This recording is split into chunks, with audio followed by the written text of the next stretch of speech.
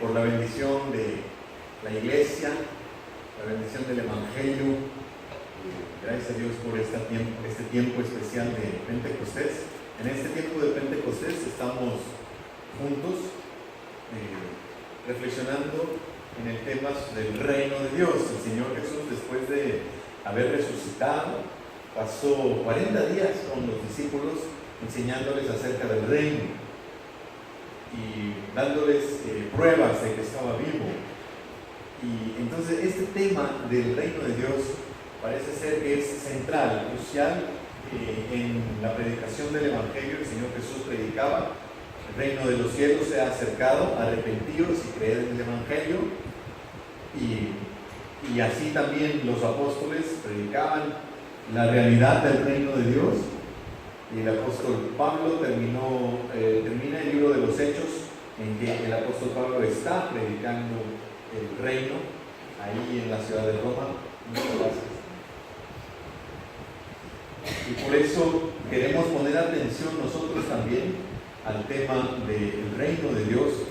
Ya hemos hablado en otros domingos, en los domingos anteriores, de la realidad dialéctica del reino, ¿no? Hemos dicho que el reino es una realidad dialéctica, que hay diferentes aspectos en los cuales el reino representa una realidad dialéctica. La primera que vimos hace unos domingos era que el reino es al mismo tiempo algo presente, que ya está aquí, que tenemos que distinguirlo, creerlo y vivirlo ya, y al mismo tiempo es algo que no está aquí, es algo que esperamos para la consumación de la historia en el futuro. Todavía no viene el reino y por eso clamamos en la oración del Señor: venga tu reino. Esa fue la primera. Luego hablamos aquí de otra realidad dialéctica en la que el reino al mismo tiempo es un objeto que hay que buscar, un tesoro que hay que procurar y que hay que hacer nuestro mayor esfuerzo por lograrlo, como algo que nosotros tenemos que buscar. Y también el reino es un sujeto que nos busca. Es ese mercader de perlas finas que anda buscando una muy fina, y cuando nos encuentra repetimos ese soneto precioso de Lope de Vega que dice: ¿qué tienes conmigo, Jesús, que mi amistad procuras? ¿Qué viste en mí que me andas queriendo ser amigo mío? Es decir, nos sorprende que Jesús venga y nos busque. Bueno, ese es el reino. Al mismo tiempo algo que buscamos y también al mismo tiempo alguien que nos busca. Hoy vamos a hablar también de otra de estas dimensiones dialécticas del reino, y es esta, que al mismo tiempo el reino es conflicto y paz. Al mismo tiempo el reino es paz y es conflicto. ¿Y cómo es eso? Vamos a ver en el nombre del Señor que así nos presenta la revelación de Dios, la palabra de Dios, nos presenta la realidad del reino como algo que al mismo tiempo es una fuente de mucho conflicto y al mismo tiempo es una fuente de paz. Y le pedimos al Señor que nos bendiga, y yo les pido a ustedes que pongan mucha atención, incluso que tomen notas si pueden, ¿verdad? Que saquen ahí sus cuadernos o algo, y que estén atentos, porque esta enseñanza es importante, como al mismo tiempo el reino es conflicto y es paz. Y toda doctrina del Nuevo Testamento tiene sus raíces en el Antiguo, ¿no es cierto? Todo el Evangelio está fuertemente y profundamente enraizado en el Antiguo Testamento. Podemos decir que el Antiguo Testamento queda para nosotros como si fuera la estatua de un torso, pero sin la cabeza. Eso lo dijo el filósofo austriaco Ludwig Wittgenstein. Las escrituras hebreas son como un torso que queda sin cabeza. Hasta que leemos el Nuevo Testamento, entonces le podemos poner cabeza a ese torso. El Nuevo Testamento es como la cabeza de una escultura que es el Antiguo Testamento, pero que está sin cabeza. Ahora, para poder apreciar toda la imagen de la escultura, pues es necesario no solamente quedarnos con la cabeza, sino saber que esa cabeza, que es el Nuevo Testamento, está pegada a un torso, que es el Antiguo Testamento. Entonces, de ahí sabemos que la idea del reino está enraizada así en el Antiguo Testamento. Y en el Antiguo Testamento tenemos claramente que el Señor tiene una agenda, y esa agenda es la agenda de la paz. Ahí en Isaías 9, del 5 al 7, dice que el Señor anuncia, ¿verdad?, la venida del Mesías, y que la venida del Mesías sería la venida de la paz. Las botas que hacían resonar los soldados, vestidos manchados de sangre, serán quemados, destruidos por el fuego, porque nos ha nacido un niño. Dios nos ha dado un hijo, el cual se le ha concedido el poder de gobernar. Le darán estos nombres: admirable en sus planes, Dios invencible, Padre eterno, príncipe de la paz. Se sentará en el trono de David, extenderá su poder real a todas partes, y la paz no se acabará. Y entonces el reinado del Mesías habría de ser un reinado de paz universal. En Miqueas, el texto que leímos hoy, Miqueas, ahí entre los profetas menores, en el capítulo 4, ahí versículos 3 y 4, en Miqueas 4, 3 y 4, lo leímos hoy. Dice: el Señor juzgará entre las naciones y acabará con los pleitos de pueblos numerosos. Convertirán ellos sus espadas en arados y sus lanzas en hoces. Ningún pueblo volverá a tomar las armas contra otro, ni a recibir instrucción para la guerra. Todos vivirán entonces sin temor, cada cual podrá descansar a la sombra de su vid, de su parra y de su higuera. Son las propias palabras del Señor Todopoderoso. Amén. Hay una agenda definida, decidida, de paz en el Antiguo Testamento. Dios tiene el propósito definido y claro de traer la paz. Dios quiere la paz. El propósito del Señor es la paz. Y en el capítulo 9 de Zacarías 9, del 9 al 9 y 10, cuando se anuncia la entrada del rey mesiánico a Jerusalén, dice: tu rey viene a ti, justo y victorioso, humilde, montado en un burro, en un burrito, en una cría de una burra. Dice: él destruirá los carros de Efraín y los caballos de Jerusalén y los arcos de guerra, y anunciará la paz a las naciones, y gobernará de mar a mar, del Éufrates hasta el último rincón del mundo. Entonces está diciendo: el Mesías tendrá, sí, un plan de trabajo, un plan de acción, y ese plan de trabajo será la paz, ¿no? Bueno, entonces está claro que el Antiguo Testamento anuncia que el reino del Mesías tendría que ser un reino de paz. En Lucas capítulo 2 dice que cuando nació el Señor Jesús, esa noche que nació el Señor Jesús, los ángeles cantaron, y cantaron diciendo, versículo 14 del capítulo 2 de Lucas: gloria a Dios en las alturas, paz en la tierra entre los hombres que gozan de su favor. Buena voluntad para toda la humanidad, paz en la tierra. La venida, el nacimiento de Jesús significa la paz verdadera, la paz entre los pueblos, la paz entre los individuos, la paz entre el ser humano y Dios, la paz como el bienestar para la vida humana. Y luego el apóstol Pablo en Romanos capítulo 14, en Romanos 14, 17 al 19, habla del reino, y dice que el reino de Dios no es cuestión de comer o de beber determinadas cosas, sino de vivir en rectitud, paz y alegría, o sea, justicia, paz y gozo en el Espíritu Santo. Vivir en rectitud, paz y alegría por medio del Espíritu Santo. Por lo tanto, dice el versículo 19 de Romanos 14, hermanos, busquemos todo lo que conduce a la paz busquemos todo lo que conduce a la paz. Con ello podremos ayudarnos unos a otros a crecer espiritualmente. Ya el apóstol Pablo entonces ha entendido, sí, que el reino de Dios es justicia, es paz y es gozo en el Espíritu Santo, y que hay que procurar vivir, buscar todo lo que conduce a la paz. O sea, seguir a Cristo es tener un estilo de vida pacífico, un estilo de vida de paz. ¿Ya? Bueno, es dedicar toda su vida a la paz.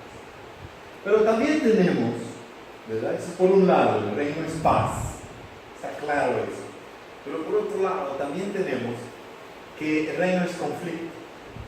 Y desde las raíces en el Antiguo Testamento, ahí una y otra vez en la ley de Dios, en la Torah, ¿verdad? Dios le manda al pueblo que no se mezcle con los pueblos paganos, que no caiga en las idolatrías de los pueblos vecinos, que no tome sus costumbres de injusticia, de inmoralidad y de deshumanización y de indiferencia, es decir, que no se hagan idólatras. Entonces está esa negativa, y esa negativa llega a ser tan fuerte que a veces en algunos pasajes del Antiguo Testamento sube de tono y hasta se hace violenta esa confrontación. Y los grandes héroes de Dios toman las armas, ¿verdad? Y entonces ahí están los jueces, ahí están los reyes, ahí está el rey David, y se convierten en grandes generales de los ejércitos de Israel para resistir y para hacer sobrevivir al pueblo de Israel en contra de las presiones históricas y sociales de las otras naciones. ¿Ya? Entonces, el papel de la guerra en el Antiguo Testamento es ese, es decir, estamos diciéndole que no a la idolatría, estamos diciéndole que sí a la existencia de un pueblo santo que tiene el proyecto de Dios, y estamos diciéndole que no a las influencias paganas. Entonces, en el Nuevo Testamento, el Señor Jesús es también heredero de ese conflicto y de ese no. Hay un no en el reino de Dios, así como hay un sí, también hay un no. Y este no lo leímos en el capítulo 10 de Mateo, en donde dice que el Señor, una de las declaraciones más asombrosas de Jesús, dice: no crean que yo he venido a traer la paz al mundo. O sea, el Señor Jesús así de un plumazo ya me descalificó toda mi enseñanza que hasta ahorita llevo, ¿verdad? Le dijo: no, Pastor Joel, no cree usted que yo he venido a traer la paz. No, vine a traer la guerra. Ay, Señor Jesús, a ver, barajéamela un poco más despacio. Dice Jesús: no creen que he venido a traer paz al mundo. No he venido a traer paz, sino guerra. He venido a poner al hombre contra su padre, a la hija contra su madre y a la nuera contra su suegra, de modo que los enemigos de cada cual serán sus propios parientes. Porque el que quiere a su padre o a su madre más que a mí, no merece ser mío. El que quiere a su hijo o a su hija más que a mí, no merece ser mío. El que no toma su cruz y me sigue, no merece ser mío. Y el que trate de salvar su vida, la perderá. Pero el que pierda su vida por causa mía, la salvará.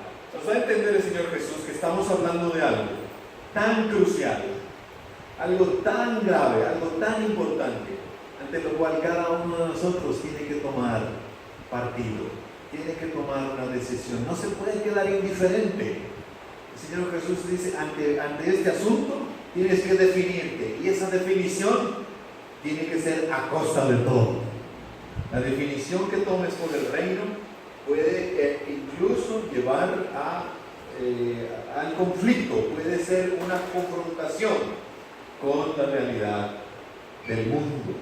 En el capítulo 11 de Mateo, ahí nada más en el siguiente capítulo, versículo 12, dice el Señor Jesús que este es un asunto que requiere valentía y que requiere fuerza, y que es un asunto que hay que definirlo. Porque dice: desde que vino Juan el Bautista hasta ahora, el reino de Dios sufre violencia, y los que usan la fuerza pretenden acabar con él. Este ha sido traducido de diferentes maneras. Algunos dicen: bueno, a contraviento y marea sigue adelante el reino, y aún a pesar de que los violentos no lo quieran así.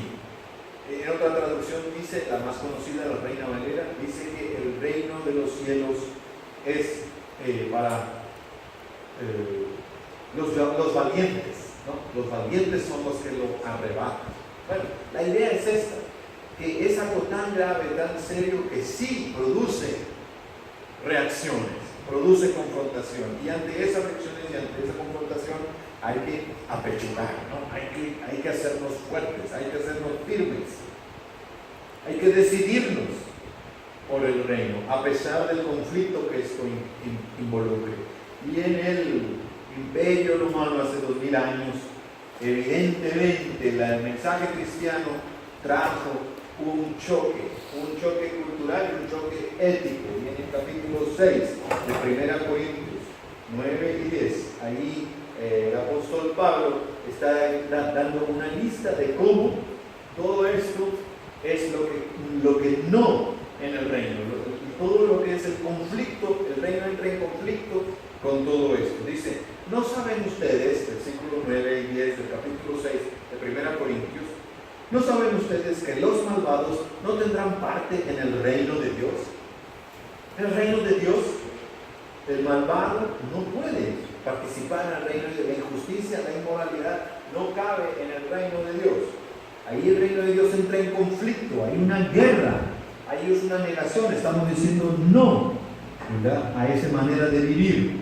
Dice: no se dejen engañar, pues en el reino de Dios no tendrán parte, dice, los que cometen inmoralidades sexuales, ni los idólatras, ni los que cometen adulterio, ni los hombres que tienen trato sexual con otros hombres, ni los ladrones, ni los avaros, ni los borrachos, ni los chismosos, ni los tramposos. El apóstol Pablo en estos dos versículos ha definido una manera de ser, una especie de paquete ético que conforma al individuo normal del imperio romano de hace 2000 años. Era normal así, vivir de esta manera. Entonces, el reino de Dios entra en conflicto con este paquete ético, entra en conflicto con esta manera de ser enlistada aquí en los versículos 9 y 10 de 1 Corintios 6. Pero qué maravilla, que ahí el siguiente versículo, el versículo 11, dice el apóstol Pablo: y esto eran algunos de ustedes, eran esto eran algunos de ustedes, pero ahora ya han sido transformados, han sido limpiados y han sido consagrados a Dios. Hermanos, hay esperanza. Nosotros estamos influidos por este mismo paquete ético que sigue vivo el día de hoy. La manera de ser, la manera de mirar al mundo, la manera de ver las relaciones íntimas, la manera de ver la identidad, la manera de relacionarnos con la familia, con el mundo, etc. Esto está ahí, vivo todavía en el mundo. Y nosotros también tenemos esperanza. El Señor nos dice: aún ustedes han sido limpiados y consagrados a Dios y han sido librados de culpa en el nombre del Señor Jesucristo y por el Espíritu de nuestro Dios. Ustedes saben, hermanos queridos, de qué estoy hablando. Dice en Efesios capítulo 6, en ese famosísimo versículo 12, que nuestra lucha no es contra sangre ni carne, sino que estamos luchando no contra gente de carne y hueso, sino contra malignas fuerzas, dice, espirituales del cielo, las cuales tienen mando, autoridad y dominio sobre este mundo oscuro. Es una lucha espiritual. Estamos luchando contra principados y potestades que no son de carne y hueso. Y entonces aquí entramos en este tema tan interesante acerca de los principados y las potestades. La mayoría de los cristianos hemos cometido el error en algún momento de nuestra vida, hemos cometido el error de pensar que esos son diablos, que son demonios, así nada más. Pero si leemos con mayor detenimiento, ¿verdad?, y damos la vuelta ahí a Colosenses, entramos en Colosenses, y en el capítulo 1, versículo 16, encontramos que estos principados y estas potestades son parte de la creación. Son parte de la creación, que dice ahí, Colosenses 1, 16, que todo lo que existe, tanto en el cielo y en la tierra, fue creado por medio de Jesús, lo creó Dios, tanto lo visible como lo invisible, los principados, las potestades, todo fue y para Él, sean tronos, sean dominios, sean principados, sean potestades. Ahí tenemos esta enseñanza. Las potestades fueron creadas por Dios. Son criaturas, son creadas por Dios. Ya, bueno, vamos a ver qué más. También sabemos que estas potestades, dice el versículo 10 del siguiente capítulo, Colosenses 2, pido perdón por estar brincando de un texto a otro, pero es que es mucha la enseñanza y es muy importante, pero yo sé que también les interesa. Colosenses 2:10 dice que en Cristo, que nos llena a todos y que nos une, es nada más y nada menos que la cabeza de todo principado y potestad. Ese es el versículo que más me da confianza para decir, entonces los principados y potestades no son demonios. ¿Por qué? Porque tienen su cabeza en Cristo. Principados y potestades tienen su cabeza en Cristo. Los demonios no pueden tener su cabeza en Cristo. Pero evidentemente principados y potestades están en conflicto en contra del reino, y el reino está en conflicto en contra de ellos. ¿Cómo es así? Bueno, porque aún siendo parte de la creación, y siendo parte de la creación buena de Dios, porque cuando Dios creó todo dijo, es bueno, la creación es buena, ¿verdad? Y es buena en gran manera. Pero estos principados, estas potestades, se han rebelado en contra de Dios y han pedido para sí mismas una adoración que no les corresponde.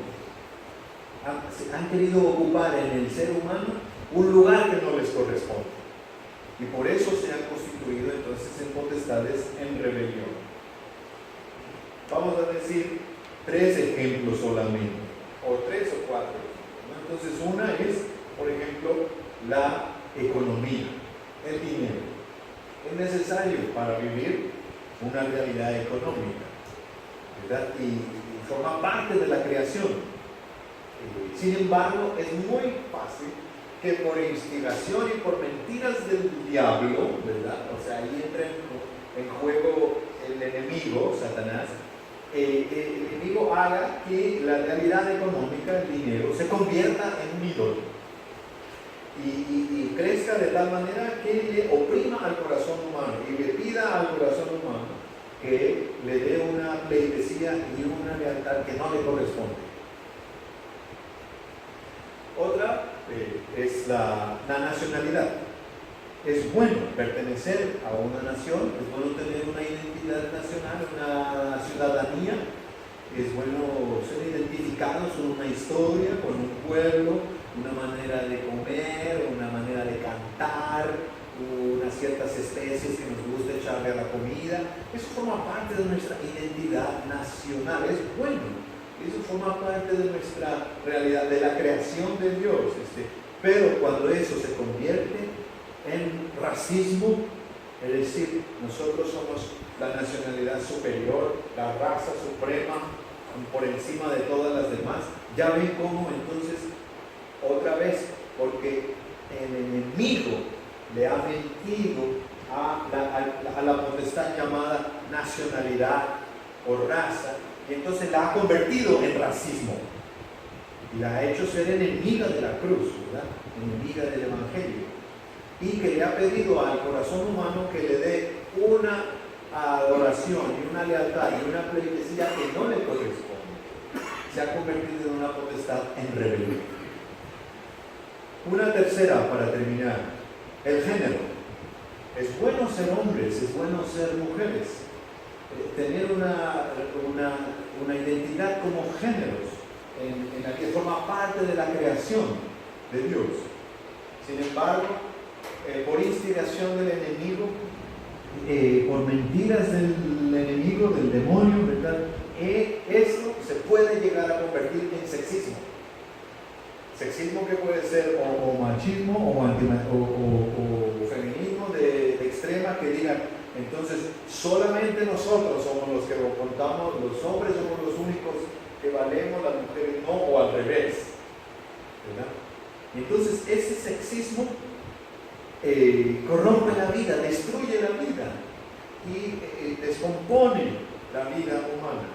Le dice al corazón humano que tiene que servir como esclavo a los intereses de su causa. Una causa que no es el Evangelio. Y lo más precioso del Evangelio es ahí Colosenses 2:15, que dice que cuando Jesús estuvo clavado en la cruz, ahí en la cruz, por medio de Cristo, Dios venció a las potestades, venció a los seres espirituales que tienen poder y autoridad y los humilló públicamente, llevándolos como prisioneros en su desfile victorioso.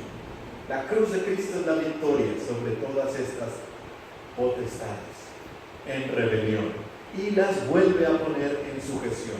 Entonces, en la cruz de Cristo nosotros entendemos ahora realmente qué significa, por ejemplo, la realidad económica, tener dinero y por cómo usarlo según la cruz de Cristo.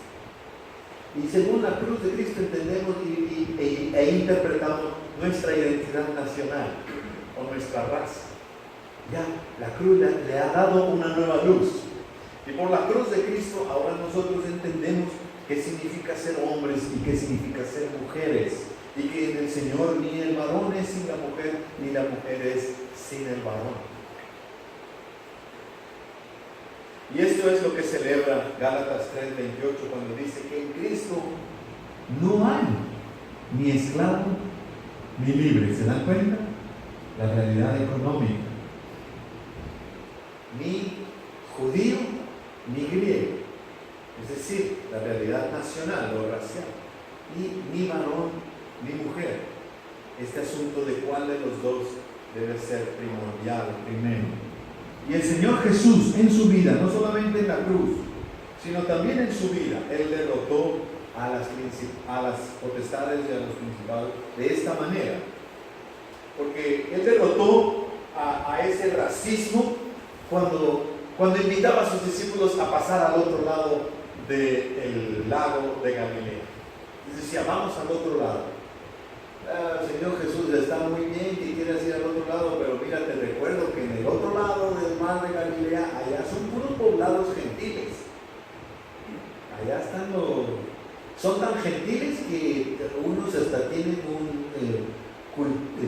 crían cerdos allá en Gadara. ¿Y quién sabe qué te vas a encontrar? Ahora Jesús dice, vamos al otro lado, crucemos al otro lado. Y van y cruzan al otro lado y se encuentran a un hombre endemoniado, el Gadareno, que estaba ahí en las tumbas, y el Señor Jesús lo liberó de las fuerzas del demonio,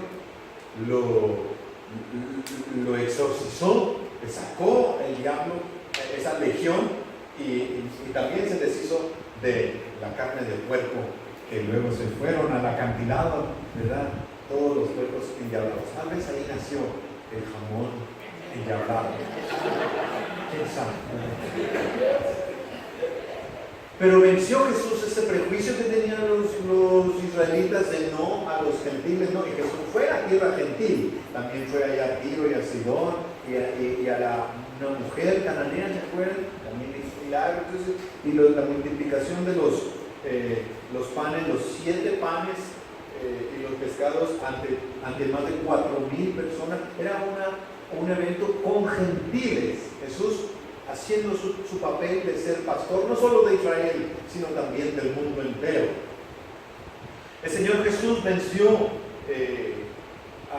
al clasismo o a la realidad económica cuando Él mismo vivió como el Hijo del Hombre sin tener en dónde reposar su cabeza por las noches. Y vivir enriqueciendo al mundo entero, pero con una sola túnica, como su única posesión. Y siendo capaz así, con su sencillez y su pobreza, siendo capaz de entrar a las casas de los pobres y también a las casas de los ricos. Y rompiendo esas barreras entre una clase social y la otra. Y el Señor Jesús venció cualquier sexismo o cualquier machismo de su cultura cuando pudo dirigirse en conversación abierta y personal con una mujer en el pozo ahí de Siquem, en Samaria, ¿verdad? Entonces él pudo hablar con una mujer en público cuando no se permitían esas cuestiones. Y era samaritano. Y admitió que entre sus discípulos hubiera también mujeres. Y cuando María, la de Betania, se sentó a sus pies para escuchar sus enseñanzas, Jesús no dijo: ¿qué te pasa, muchacha? Esto solamente es para hombres. No hizo eso. La dejó que siguiera aprendiendo como mujer. Invitó a la hermana también, a Marta. Y también, ven, siéntate acá. Necesito más discípulas mujeres. Y él hizo que las primeras testigos de su resurrección fueran las mujeres. Apreció tanto el papel de la mujer, y las mujeres respondieron al Evangelio así también, que las últimas en retirarse de la cruz fueron mujeres, y las primeras en hacerse presentes en el sepulcro vacío fueron las mujeres. Las últimas en irse de la cruz fueron las mujeres, y las primeras en presentarse a la tumba vacía fueron las mujeres. Ya, entonces el Evangelio es un conflicto en contra del racismo, en contra del clasismo, en contra del machismo y de todas formas del sexismo, en contra sí de la idolatría, de la avaricia, de la inmoralidad, de la injusticia, de la indiferencia. Le decimos mucho que no, ¿verdad? Como esa canción de Luis Alfredo, que dice: le digo sí a la vida, sí al amor, sí a la esperanza, sí a los pobres, sí al Evangelio. Y le digo no a la muerte, no a la violencia, no al egoísmo, no al hacer sufrir al otro. Entonces hay una realidad dialéctica, que es la que hemos visto hoy en el reino. Es paz y al mismo tiempo es conflicto. Y es una lucha espiritual. Es un decir que no, pero al mismo tiempo un decir que sí.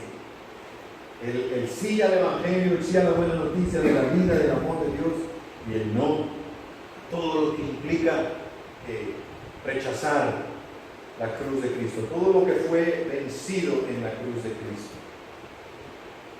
El último ejemplo que voy a dar es cuando el Señor Jesús estuvo ahí